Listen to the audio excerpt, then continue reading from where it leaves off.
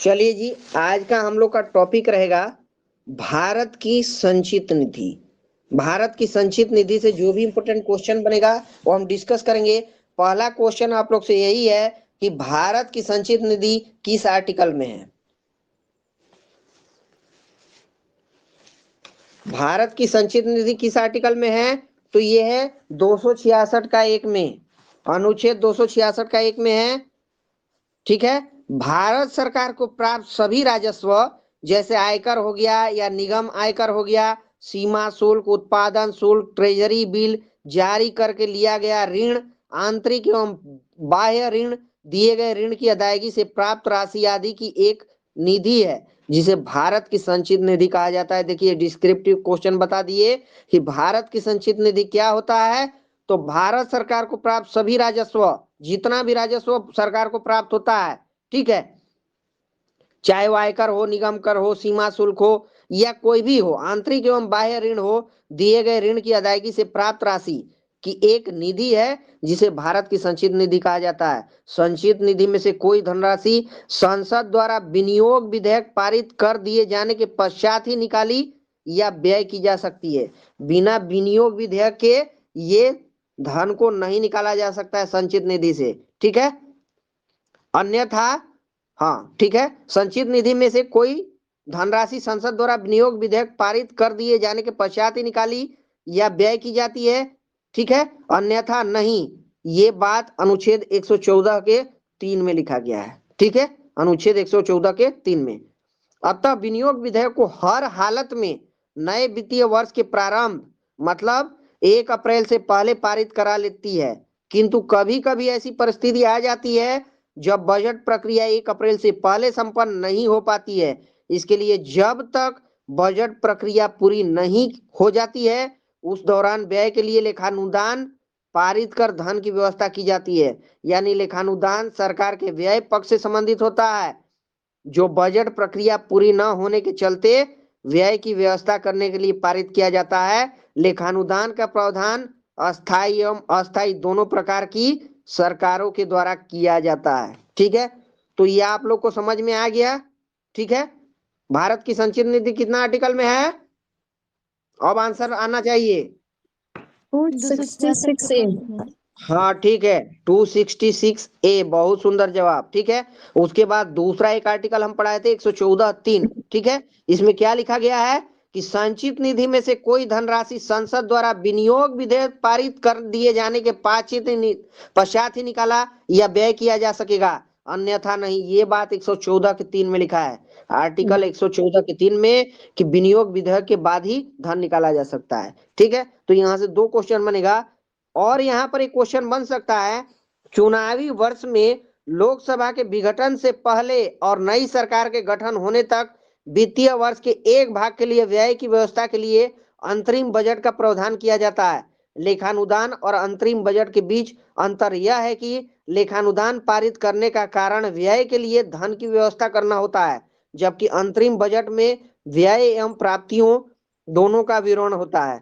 अंतरिम बजट सामान्य बजट से इस रूप में अलग होता है कि उसे चुनावी वर्ष में नई सरकार के गठन तक की अवधि के लिए किया जाता है। आगे नई सरकार अपने हिसाब से बजट प्रस्तुत करती है। ठीक है, भारत के संचित निधि पर भारित व्यय कौन कौन सा है, मतलब कि ये भारत की जो संचित निधि है इस धन का कहां कहां प्रयोग होता है। कोई एक छोटा एग्जांपल किसी को पता है तो बताइए। सर पेंशन और भत्ते में। हाँ देखिए, बहुत सुंदर जवाब है, पेंशन भत्ते में। देखिए पढ़ देते हैं, भारत की संचित निधि 266 एक आर्टिकल है। ठीक है, राष्ट्रपति का वेतन और भत्ता जितना दिया जाता है राष्ट्रपति को, जो कुछ भी, ये संचित निधि से ही दिया जाता है। ठीक है, या फिर राज्यसभा का सभापति हो गया, उपसभापति हो गया, लोकसभा का स्पीकर हो गया या डिप्टी स्पीकर हो गया, सबको वेतन भत्ता यही संचित निधि से दिया जाएगा। सर्वोच्च न्यायालय के न्यायाधीश हो गया, उनको भी पेंशन दिया जाएगा। ठीक है, या वेतन दिया जाएगा, भत्ता दिया जाएगा, सब इसी के थ्रू दिया जाएगा, संचित निधि से, भारत की संचित निधि से। ठीक है, भारत के नियंत्रक महालेखा परीक्षा का वेतन भत्ता पेंशन सब इसी से। ऐसा ऋण भार जिनका दायित्व भारत सरकार पर है। भारत सरकार पे अगर कोई कर्जा है तो कर्जा भी संचित निधि से ही दिया जाएगा, याद रखना। या फिर भारत सरकार पर किसी न्यायालय द्वारा दी गई डिग्री या पंचाट।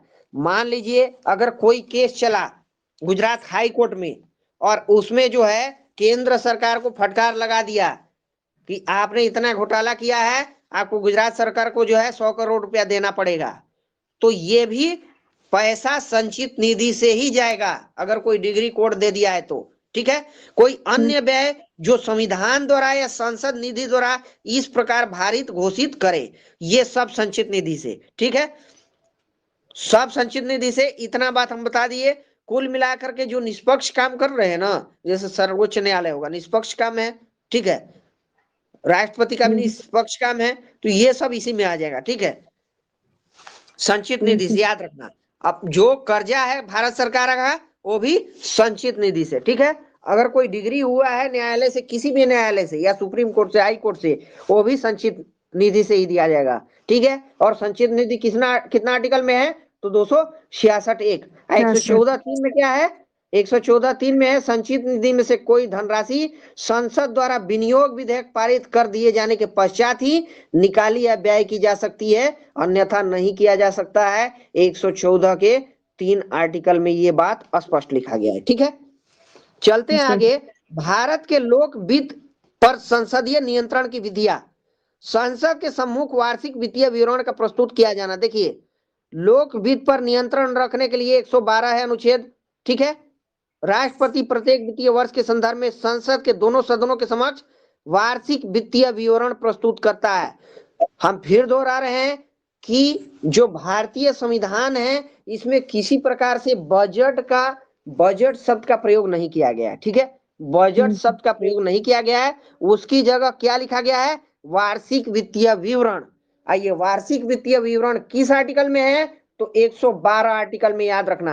110 में धन विधेयक है और 108 में क्या है, राष्ट्रपति क्या करेगा, संयुक्त बैठक बुला सकता है। ठीक है, ये बात को ध्यान रखना है।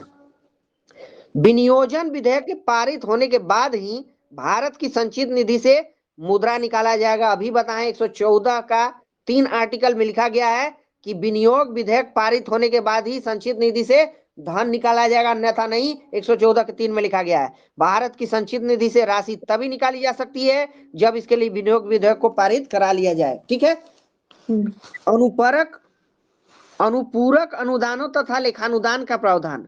देखिए, अनुपूरक अनुदानों एवं लेखानुदान के माध्यम से भी लोक वित्त पर प्रभावी नियंत्रण रखा जाता है। ठीक है, अनुपूरक अनुदान की मांग को उस समय सरकार के द्वारा लोकसभा में लाया जाता है जब कभी वित्तीय वर्ष की समाप्ति से पहले सरकार को यह अनुभव होता है कि पहले स्वीकृत किया गया अनुदान उस प्रयोजन के लिए अपर्याप्त है। इसी प्रकार जब 1 अप्रैल से पूर्व सरकार विनियोग विधेयक पारित नहीं करा पाती तो सरकार लेखानुदान के माध्यम से तब तक के खर्च का प्रबंध करती है जब तक कि पुनः विनियोग विधेयक न पारित करा लिया जाए। ऐसा सामान्यतः चुनावी वर्ष या लोकसभा के विघटन की होने की स्थिति में होता है। अभी तक कितना बार लोकसभा विघटन हुआ है, कल पढ़ाए थे 8 बार। ठीक है, संसद में वित्त विधेयक का प्रस्तुत किया जाना। ठीक है, संसद में वित्त विधेयक के द्वारा भी लोक वित्त पर नियंत्रण रखा जाता है।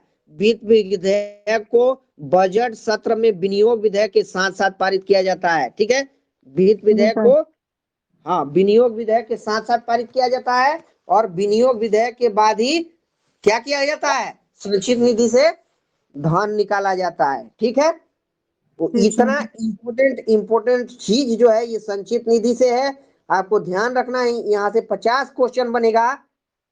क्वेश्चन यहाँ से आता है कि राष्ट्रपति का वेतन एवं भत्ता किस जो है निधि से दिया जाता है तो संचित निधि से। राज्यसभा का सभापति, उपसभापति या फिर लोकसभा का उपाध्यक्ष का वेतन कहां से दिया जाता है, तब भी संचित निधि से। क्वेश्चन बन गया।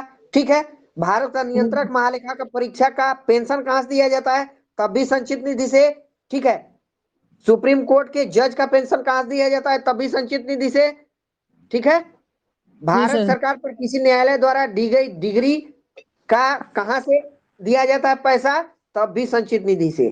तो यहां से 10 गो क्वेश्चन तो यही बन गया। जो आर्टिकल बताए हैं वो इंपॉर्टेंट है। 112 आर्टिकल भी बताए हैं आप लोग को। वार्षिक वित्तीय विवरण लिखा गया है, कहीं बजट शब्द का प्रयोग नहीं हुआ है। ठीक है, जी सर। तो उसके बाद 110 में हम बताए हैं, क्या बताए 110 आर्टिकल में?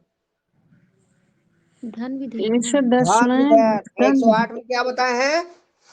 संयुक्त इसका बैठक राष्ट्रपति बुला सकता है। राष्ट्र 114 संयुक्त तीन बैठक में बुलाए। क्या बताए हैं?